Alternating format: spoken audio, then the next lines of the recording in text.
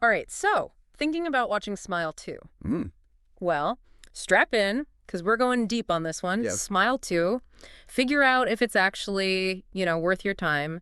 We've got a whole bunch of reviews. Okay. Some short, some really in-depth articles. Yeah, and it's interesting what we're seeing with these reviews. It's not just like a simple thumbs up, thumbs down. Right. People are really getting into it. Yeah. Like, what makes this thing tick?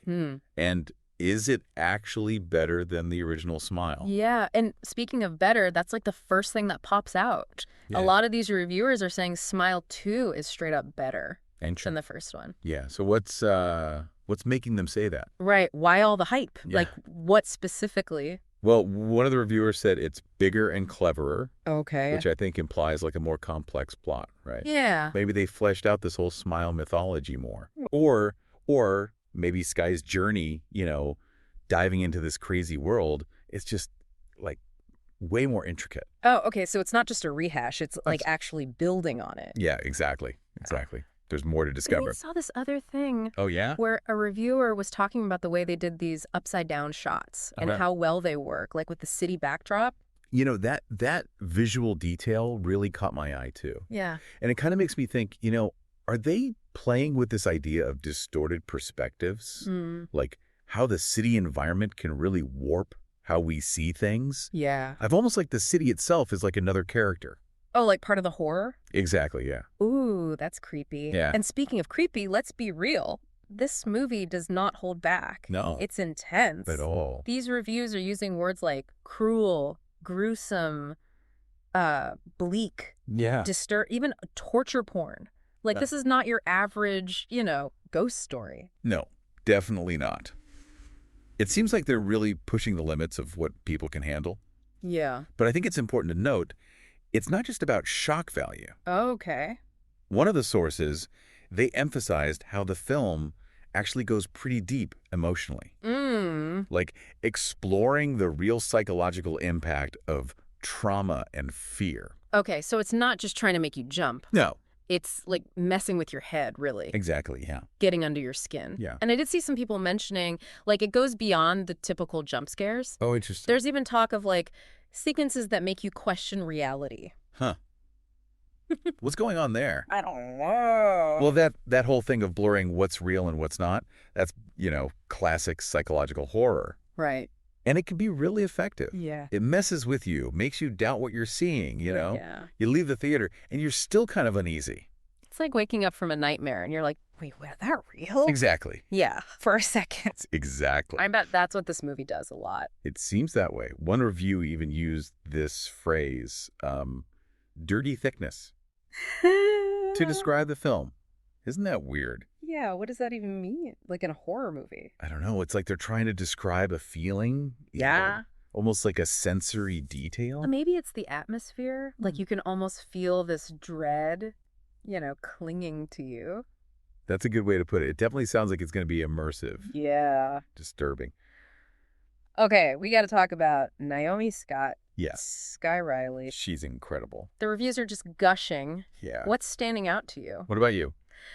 Honestly, just the intensity. Like, one source mentioned her ability to portray, like, crying, anger, paranoia. Yeah. It sounds like emotionally she goes through it. She goes through the ringer. Yeah, and then there's these vivid descriptions like devouring the screen. Wow. Downing Voss water like it's, a new Olympic sport. Yeah. Wow. Okay. So like a performance that grabs your attention. Yeah. Yeah. Totally. So she embodies that descent into madness. Yeah. Really makes you wonder how it ties into this theme of mental health, right? Oh, that's a good point, because it's not just scares. Right. Seems like this movie's diving into some deep stuff. Yeah. Several reviews are praising it for tackling, like, depression, trauma, even addiction. Wow. And one source even called it, like, the cruelest meditation on these issues. That's powerful. It is, yeah. And another one claimed that, like, in 10 years, people will want to preserve this film.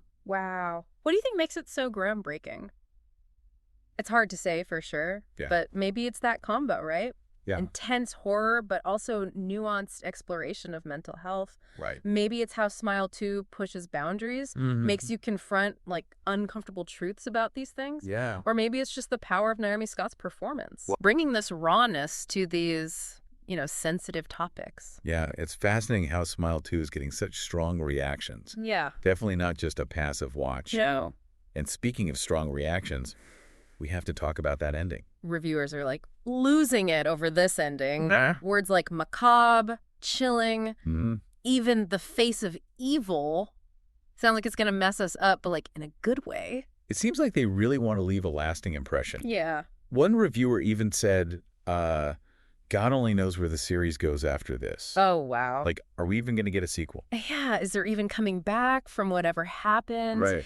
And that description, the face of evil, like, what could be so terrifying? Right. I mean, what could possibly earn that kind of description? Yeah. Makes you wonder if they're tapping into something primal, something deep that gets under our skin, like exposing our deepest fears. And that ties back to what we were saying about mental health, right? Yeah. I mean, that's what makes it so impactful. Yeah. It's not just surface level, like, boo. Right. It's about confronting this darkness inside ourselves and how that connects to, like, mental health struggles. Absolutely. It seems like they're using horror to explore those deeper themes. Yeah. Make us question what's real, confront these really unsettling questions. Yeah. About evil, about how fragile our minds really are. It's like the movie itself is this contagious thing, burrowing into your brain, leaving you uneasy. One reviewer even compared Smile 2 to Longlegs and the substance. Didn't go into much detail, but they said, like, if you're into this kind of thought-provoking horror, check those out. Interesting. So there are other movies out there doing the same thing, psychological horror, using it to explore these deeper themes, challenge how we see things. Makes you wonder what other, like, cinematic gems are out there just waiting to be discovered. It's like Smile 2 is part of this bigger conversation happening in horror right now. This push toward smarter, more challenging films that aren't afraid to deal with complicated stuff. So for our listeners out there, is Smile 2 worth your time? If you want, like, a light, fun horror movie, this might not be it. Probably not.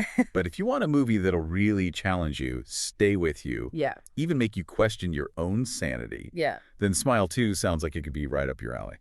It's like the difference between, like, a roller coaster and a haunted house, Roller coaster, instant thrill, rush of adrenaline. Right.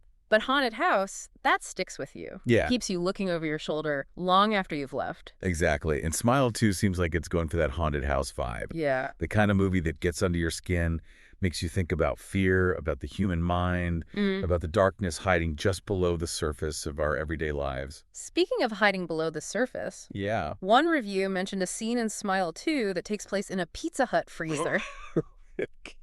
It sounds so random, but it, like, stuck with me. I know. It's such a weird detail, but it's so effective. Yeah. Taking something so normal. Right. Comforting, even like a Pizza Hut, and twisting it into something scary. It's like that contrast between the everyday and the horrific, Yeah. Really gets to you. It's a reminder that anything can be scary, right? Yeah. Terror can be anywhere. Yeah. Even the most normal places. Yeah, like totally shatters your sense of safety. Exactly. Normalcy. And I think that's what Smile 2 is all about, right?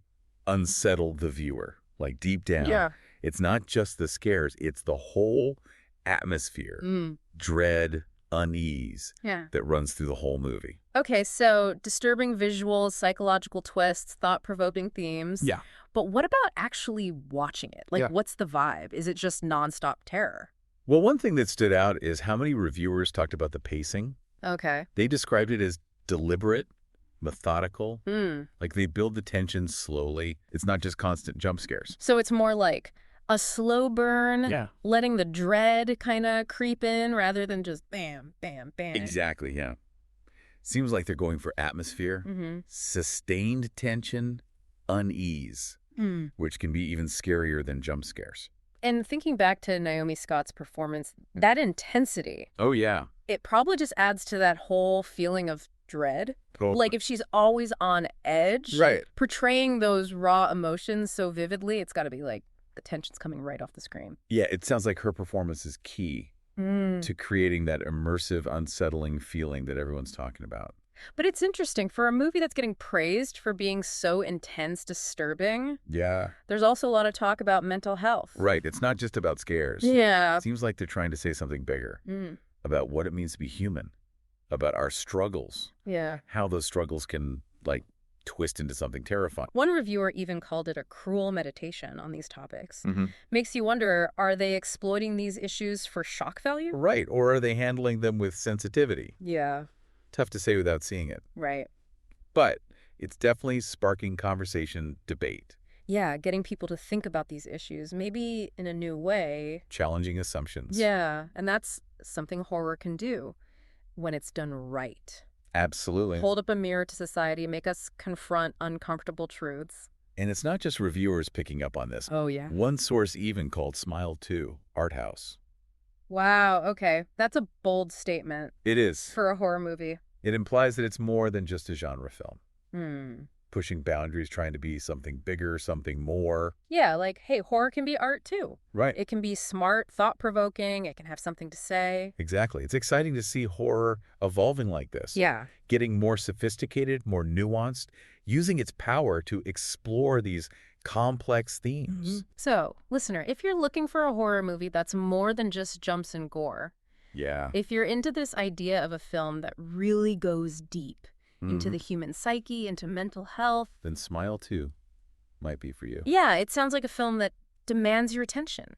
It does. Makes you think, sticks with you. It asks us to confront our fears, to look at our own biases, to really consider how fragile we are. And sometimes facing those hard truths, that can be the scariest thing of all.